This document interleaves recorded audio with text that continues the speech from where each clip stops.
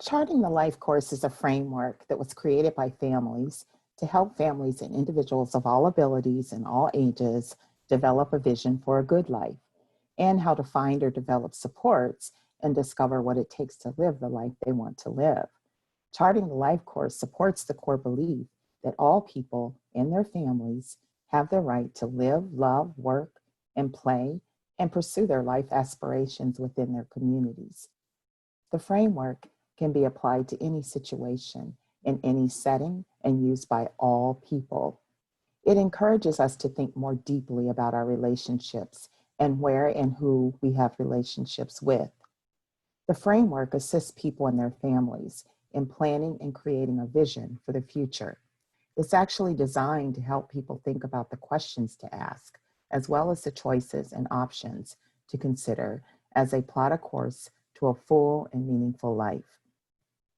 It's intended to be a starting point, no matter where a person is in their life journey. Using the Charting the Life Course framework has really helped us in promoting and supporting family engagement.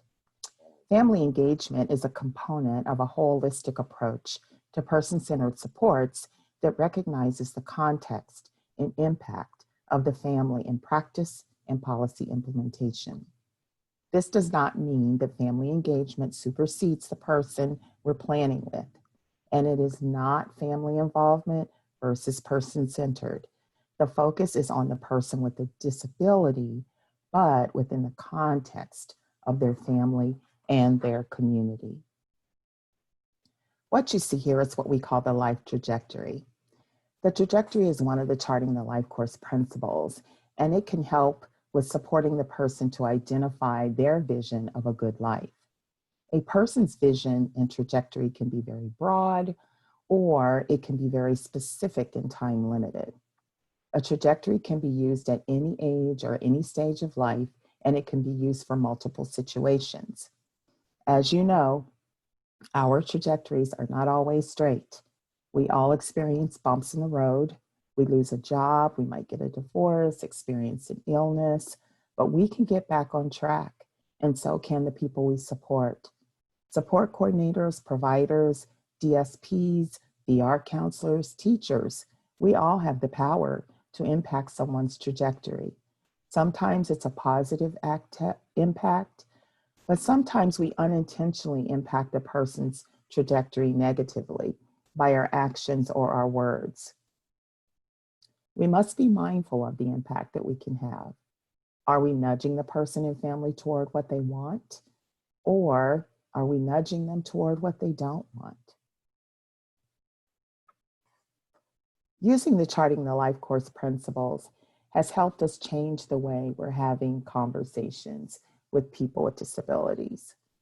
When we've asked people with disabilities to describe or tell us what their vision of a good life is, some of the things they've told us are, I want to get married, I want to make my own decisions.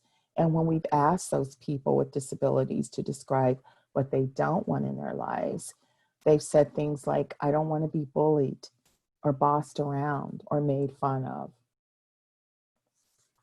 We also are using the trajectory to get information from families or to hear the family perspective. And it's changing the way we have conversations with families. When we've asked family members to describe or tell us what their vision of a good life is for their son or their daughter, their sister, their brother, or other family member with a disability, this is what some of them have told us. I want them to be safe. I want them to have someone in their lives who loves them other than family. And when we've asked family members to describe what they don't want, they've told us, I don't want them to be institutionalized or taken advantage of sexually, taken advantage of financially or emotionally, and I don't want them to be lonely. Now, once we know our vision, we have to figure out how we're going to accomplish our vision. So this second principle that I want to share with you is called the integrated support star. In the past, conversations about supporting people with disabilities and their families, well, they mainly revolved around the supports offered by the disability service system. We're trying to help families, as well as organizations and policymakers, understand a different way to think about supports and to remember that we all access a variety of supports to make it through our daily lives. We all do this routinely without even thinking about it. We automatically begin to brainstorm about other supports that are available to us. Let's take a look at the integrated support star in the areas around the star. You'll see personal strengths and assets at the top. We want to think about what can we do on our own, or what can the person that we're helping to plan for, what can they do on their own? What do they bring to the table? With relationships, who do we know that might be able to help? Community-based, where can we get support just like everyone else does within our own community? And then technology. Is there some type of technology available that can help us? And we also use eligibility-specific supports. What we want to get to is the circles on the left, where we all exist within the context of our families and our communities, and where the person receives lots of different kinds of supports, represented by the stars, but only where and when supports are needed. This should happen regardless of whether or not a person is eligible for paid supports. We want to encourage individuals and families to think about all areas of the integrated star when they're planning. It's something we all do. This is how we get the supports needed for that good life that we want.